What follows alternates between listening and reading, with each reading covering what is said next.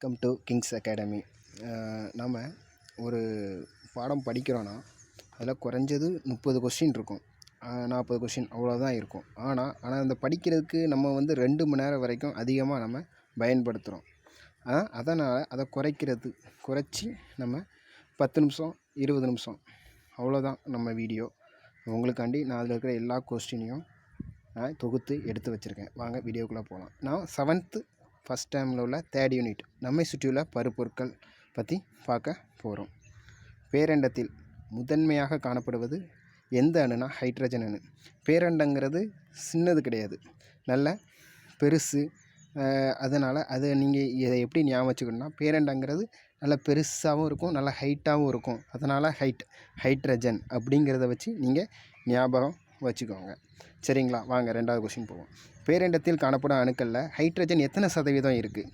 அது 74% இருக்குது. இதை எப்படி ஞாபகம் வச்சுருக்கணும்னா, 7 நாளாக ஆனாலும் நம்மளால் பேரண்டத்தை சுற்றி பார்க்க முடியாது. 7 நாள் ஆனாலும், 7ங்கிறது டேஸ், 7 டேஸ், 7 நாள் ஆனாலும் நம்ம ஹைட்ரஜனை பேரண்டத்தை சுற்றி பார்க்க முடியாது. இது 2வது ஷார்ட்கட். பிறகு 3வது ஓரணு மூலக்கூறு. ஓரணு மூலக்கூறுன்னு வச்சுக்கோங்க, மந்த வாய்க்கால். ஓரணுனாலே உங்களுக்கு தெரிஞ்சிருக்கும். இதை நீங்கள் எப்படி ஞாபகம் வச்சுக்கோன்னா, ஓரணு ஒரு ஆள் எப்போவுமே ஒரு ஆளாக இருந்தால் எப்போவும் மந்தமாக இருப்பாங்க அப்படிங்கிற மாதிரி நீங்கள் இதை ஞாபகம் வச்சுக்கோங்க. 2 பேராக இருந்தால் ஓரளவுக்கு பேசிக்கிட்டு கலகலப்பாக இருப்பாங்க. சரிங்களா? நான் ஈரணு மூலக்கூறு ஆக்சிஜன், அது உங்களுக்கு தெரியும். எல்லாமே ஈரணு மூலக்கூறு. மூவணு மூலக்கூறுனா ஓசோன், O3, அதில் 3 இருக்கும். பல அணு மூலக்கூறுனா நிறைய இருக்கும். ஓகேங்களா? வாங்க. பருப்பொருளின் எளிமையான வடிவம் தனிமம் என அழைக்கப்படுகிறது. பருப்பொருளின் எளிமையான வடிவம் தனிமம் என அழைக்கப்படுகிறது. இதை நீங்கள் எப்படி ஞாபகம் வச்சுக்கணுன்னா, ஒரு பருப்பொருள்னால் ஒரு பெரிய பொருளை தனியாக நின்று தூக்குனா தான் நம்ம ஒரு சாம்பியன் ஆக முடியும். அதே மாதிரி தான் பருப்பொருளின் எளிமையான வடிவம் தனிமம். தனியாக நின்று பருப்பொருளை பல பேர் இருந்து தூக்கிடலாம், ஆனால் தனியாக நின்று தூக்குனா தான் நம்ம பேர் வாங்க முடியும். அப்படிங்கிற மாதிரி ஞாபகம் வச்சுக்கோங்க. பருப்பொருளின் எளிமையான வடிவம் தனிமம் என அழைக்கப்படுகிறது.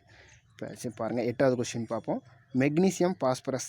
இப்போ ஒரு வெடிப்பொருளில் மெக்னீசியம் பாஸ்பரஸ் ரெண்டும் இருக்குது. இதை நீங்கள் எப்படி ஞாபகம் வச்சுருக்கணும்னா, மெக் பாஸ் பண்ணதுனால அவங்க வீட்டில் வெடி போட்டு கொண்டாடுறாங்க. சரிங்களா? மெக் பாஸ் பண்ணதுனால, மெக்குங்கிறது மெக்கானிக்கல் டிபார்ட்மெண்ட், அதை பாஸ் பண்ண உடனே வீட்டில் வெடி போட்டு கொண்டாடுறாங்க. சரி. விவசாயத்தில் சல்ஃபர் உரங்கள் தயாரிக்கப்படுகிறது. விவசாயத்தில் என்ன உரங்கள் தயாரிக்கப்படுகிறதுனா சல்ஃபர் உரங்கள் தயாரிக்கப்படுகிறது. சரிங்களா? அப்புறம் கேலியம் அலைபேசி தயாரிப்பிலும். இதை நீங்கள் எப்படி நினைக்கணும், அலைபேசி தயாரிப்பில் கேலியம் பயன்படுத்துகிறாங்க. இதை நீங்கள் காலியம்ங்கிறத எப்படி ஞாபகம் வச்சுருக்கணும்னா, ஃபோன் பேசி இருக்கிற பேலன்ஸ் எல்லாம் காலி பண்ணிடுவாங்க அப்படின்னு. அதில் காலிங்கிறத நீங்கள் தூக்கி ஞாபகம் வச்சுக்கோங்க. அலைபேசி தயாரிப்பில் என்ன பயன்படுகிறது? காலியம் பயன்படுகிறது. ஓகே. 2வது சிலிக்கன் கணினி சிப்புகள் தயாரிக்க என்ன பயன்படுகிறது? சிலிக்கன் பயன்படுகிறது. சிப்புகள் சிலிக்கன். இந்த 2ஐயும் நீங்கள் இதை ஞாபகம் வச்சுக்கோங்க. சிப்புகள் சிலிக்கன். ஓகேங்களா? இதுவரை 118 தனிமங்கள் கண்டுபிடிக்கப்பட்டுள்ளது. இயற்கையாக தனிமங்கள் எத்தனை? 94 தனிமங்கள்லாம் இயற்கையான தனிமங்கள். ஆய்வகங்களில் 24 தனிமங்கள் செயற்கையாக கண்டுபிடிக்கப்பட்டுள்ளது. இதை நீங்கள் எப்படி ஞாபகம் வச்சுக்கணும்னா, ஆய்வகங்களில் 24 மணி நேரமும் ஆய்வகத்திலே இருந்து செயற்கையாக 24 தனிமம் தயாரிச்சிருக்காங்க அப்படின்னு நீங்கள் ஞாபகம் வச்சுக்கோங்க. சரிங்களா? ஓகே. வாங்க. 14வது கொஸ்டின். பிஸ்மத் இயற்கையில் கிடைக்கக்கூடிய ஒரு தனிமம். பிஸ்மத்துங்கிறது இயற்கையில் கிடைக்கக்கூடிய ஒரு தனிமம். பிஸ்மத்துங்கிறது, இந்த தனிமங்கிறது எதுக்கு பயன்படுகிறதுனா வயிற்றுப்போக்கு மருந்தாக பயன்படுகிறது. இதை நீங்கள் எப்படி ஞாபகம் வச்சுருக்கோன்னா, இந்த வடிவேல் சொல்கிற மாதிரி தான், சும்மா பிச்சுக்கிட்டு போகுது அப்படிங்கிறத, இந்த பிச்சுக்கிட்டு போகுதுங்கிறத பிஸ்மத் அப்படிங்கிற மாதிரி நீங்கள் இதை ஞாபகம் வச்சுக்கோங்க. சரிங்களா? வாங்க 16வது கொஸ்டின் பார்ப்போம். ராபர்ட் பாயில் என்ற விஞ்ஞானி முதலில் தனிமம் என்ற வார்த்தையை பயன்படுத்தினார். தனிமம் என்ற வார்த்தையை பயன்படுத்தினது யாருன்னா ராபர்ட் பாயில். இதை நீங்கள் எப்படி ஞாபகம் வச்சுருக்கோன்னா, பாயில் நம்ம படுத்து கிடக்கோன்னு வச்சுக்கோங்க. என்ன மக்கா தனியாக படுத்து கிடக்க, அவன் ஃப்ரெண்டுங்க அப்படின்னு கேட்பாங்க. அப்படின்னா பாயில் தனியாக படுத்திருக்கேன். ராபர்ட் பாயில் தனிமங்கிறத வார்த்தையை பயன்படுத்தியிருக்காரு. ஓகேங்களா? வாங்க நெக்ஸ்ட்டு பார்ப்போம்.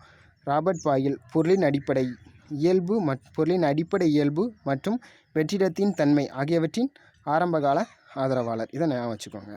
சரி, ரைட்டு. சோடியம் ஒரு மென்மையான உலோகமாகும். உலோகங்கிறது எல்லாமே உலோகம்னாலே ஹார்டாக இருக்கும்.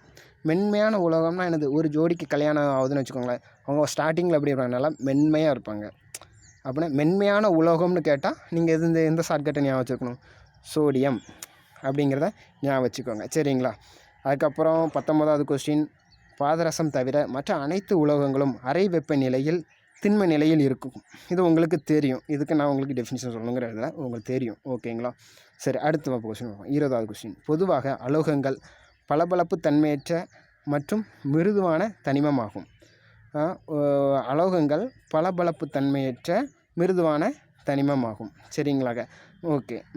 ஆனால் விதிவிலக்காக அலோகத்தன்மை கொண்ட இது என்னதுன்னா வைரம். வைரம் வந்து என்னது, பளபளப்பு தன்மை இருக்கும், மிருதுவாக இருக்காது, ஹார்டாக இருக்கும். நீங்கள் வைரங்கிறத அலோகங்கிறத எப்படி ஞாபகம் வைக்க போகிறீங்கன்னா, சரி சப்போஸ் ஒரு வைரம் நீங்கள் வச்சுருக்கீங்க, தொலைச்சிட்டிங்கன்னா என்ன பண்ணுவீங்க, தன்னறியாமே கண்ணீர் வந்துடும். அதனால் அது என்னது, வைரங்கிறது என்னது, அலோகம். வைரங்கிறது அலோகம். ஓகேங்களா. அறை வெப்பநிலையில் திரவ நிலையில் காணப்படும் ஒரே உலோகம் புரோமின். சரிங்களா. அறை வெப்பநிலையில் திரவ நிலையில் காணப்படும் ஒரே அலோகம் புரோமின். ஓகேங்களா. சரி வாங்க. சிலிக்கன், ஆன்டிமனி, ஆர்சனிக் மற்றும் போரான் ஆகியவை உலோகப்போலிகளுக்கு எடுத்துக்காட்டு. உலோகப்போலிகளுக்கு எடுத்துக்காட்டு என்னன்னு நீங்கள் எப்படி ஞாபகம் வச்சுருக்கணுன்னா, சிலிங்கிறது ஒரு நாடு. சிலிங்கிற நாட்டுக்கு மணி சனிக்கிழமை போரான். சிலிங்கிறது இடத்துல இருக்குது, 2வது இடத்துல மணிங்கிறது இருக்குது. மணி வந்து சனிக்கிழமை, ஆர்சனிக் சனி வருதா, அது ஞாபகம் வச்சுக்கோங்க. போரான் இந்த உலோகப்பொலிகளுக்கு எடுத்துக்காட்டு இந்த இதுதான். சிலிக்கு மணி, சனிக்கிழமை போரான் அப்படிங்கிற மாதிரி ஞாபகம் வச்சுக்கோங்க. சரி வாங்க. குறியீடுகளை தகுந்த முறையில் பயன்படுத்தி முதன் வேதியியல் அறிஞர் யாருன்னா டால்டன். இதை நீங்கள் எப்படி ஞாபகம் வச்சுருக்குன்னா, ஒரு வண்டியில் டன் கணக்கில் ஏற்றிட்டு வருவாங்க. எடுத்துகிட்டு வந்தோடனே அந்த எடை மேடை மேலே ஏற சொல்லுவாங்க. ஏறினவுடனே என்னது, எத்தனை டன்னுன்னு குறிப்பாங்க. 28 டன் இருக்குது அப்படின்னு குறித்த உடனே நம்ம என்ன பண்ணுவோம், டன்னுன்னு உடனே என்னது, அந்த குறியீடுகளை பயன்படுத்தினது யாருன்னு ஞாபகம் வந்துடும் நமக்கு, டால்டன். குறியீடுகளை தகுந்த முறையில் பயன்படுத்திய முதல் வேதியியலறிஞர் யார், டால்டன். சரிங்களா. சரி வாங்க. பெர்சிலியஸ் தனிமங்கள் குறியீடுகளை அத்தனிமத்தின் பெயர்களில் உள்ள 1 அல்லது 2 எழுத்துக்களை பயன்படுத்தி உருவாக்கும் முறையை டால்டன் பரிந்துரைத்தார். டன்ங்கிறது என்னது, சின்னதா இல்லை, டன்னுங்கிறது என்னது 1000 கிலோ, பெருசு. அப்போனா டால்டன்கிறவர் டன்னுக்கு டன்னுங்கிறது பெருசு. இதை நீங்கள் எப்படி ஞாபகம் வச்சுருக்கனா, பெருசுங்கிறதுனால பெர்சிலியஸ். டால்டன் வந்து என்னது, பெருசாக இருந்தால் தான் அவர் பரிந்துரைக்கார். அப்படின்னா பெர்சிலியஸ் அப்படிங்கிறத நீங்கள் ஞாபகம் வச்சுக்கோங்க. டன்ங்கிறது பெருசு, பெர்சிலியஸ் அப்படிங்கிற ஒரு தனிமத்தை தான் என்னது, ஒரு எழுத்தோ அல்லது 2 எழுத்தோ வச்சு குறியிடுங்க அப்படின்னு சொல்லியிருக்காரு டால்டன். சரி வாங்க, அடுத்த கொஸ்டின் போவோம். 26வது கொஸ்டின், தாமிரம் சிப்ரஸ் என்ற பெயரிலிருந்து உருவாக்கப்படுகிறது. தாமிரம் சிப்ரஸ் என்ற பெயரிலிருந்து உருவாக்கப்பட்டது. சரிங்களா. வாங்க அடுத்த கொஸ்டின் பார்ப்போம். 27வது கொஸ்டின், தங்கத்தின் குறியீடு AU என்பது அதன் லத்தீன் பெயரான ஆரும் என்பதிலிருந்து பெறப்பட்டது. சரி, தங்கத்தை பார்த்துருக்கீங்களா, அது குறியீடு உங்களுக்கு AUங்கிறது தெரியும்.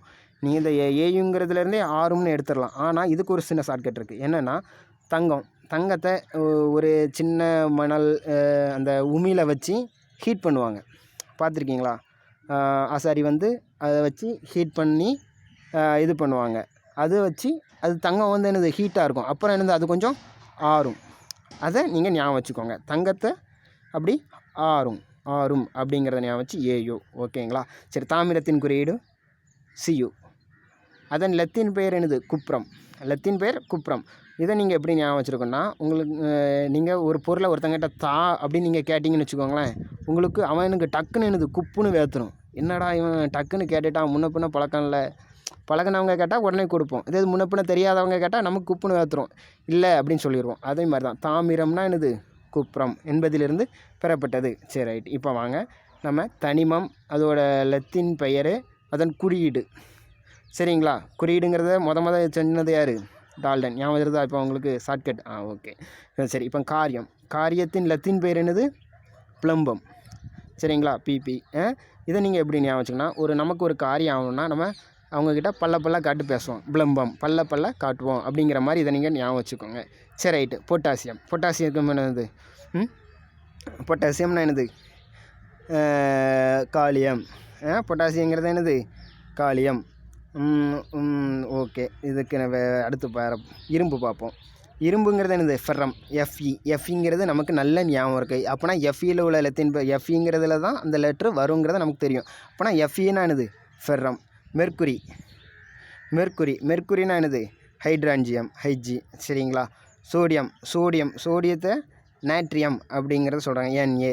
இதை நீங்கள் எப்படி ஞாபகம் வச்சுக்கணும்? சோடியம்னு வச்சுக்கோங்களேன்.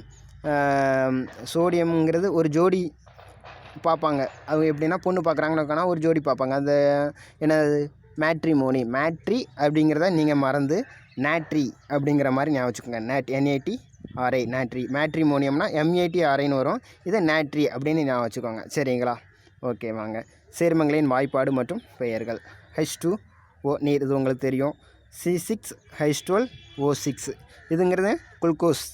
நீங்கள் படிக்கணும்னா இது ஒன்று தான் உங்களுக்கு நல்ல ஞாபகம் இருக்கணும். C6H12O6ங்கிறது என்னது? குளுக்கோஸ். அப்புறம் NaClங்கிற என்னது? சோடியம் குளோரைடு, இது உங்களுக்கு தெரியும். C2H6Oங்கிறது எத்தனால். ஓகேங்களா? NH3ங்கிறது அமோனியா, உங்களுக்கு தெரியும். H2SO4ங்கிறது கந்தக அமிலம், இதுவும் உங்களுக்கு தெரியும். CH4ங்கிறது மீத்தேன். ஓகேங்களா? இப்போ நீ அடுத்து ஞாபகம் வைக்கிறதுனா இதுதான் ஞாபகம் வைக்கணும். C12H22O11 இதுங்கிறது என்னது? சுக்ரோஸ். சரிங்களா? ஓகே. பலூன் வந்துன்னா நான் இப்போ இதை பேராஷூட்னு வச்சுக்கோங்க. பலூனில் உள்ள காற்றின் அடர்த்தி வெளிப்புறத்தில் உள்ள காற்றின் அடர்த்தியை விட குறைவாக இருப்பதால் காற்றில் பலூன் மிதக்கிறது. ஓகேங்களா? தேங்க்யூ. நான் இப்போ என்ன சொல்கிறேன்னா, நம்ம சேனலோட மெயின் என்னென்னா டைம் சேவ் பண்ணுறதுக்காண்டி தான் நான் இதை ஓப்பன் பண்ணியிருக்கேன். ஒரு பாடத்தை எடுத்தால் அந்த பாடத்தில் இருக்கிற எல்லா கொஸ்டினுமே எடுத்து உங்களுக்காண்டி நான் தாரேன். சரி ரைட்டு. நீங்கள் என்னுடைய சேனலுக்கு தொடர்ந்து ஆதரவளிங்க. நன்றி, வணக்கம்.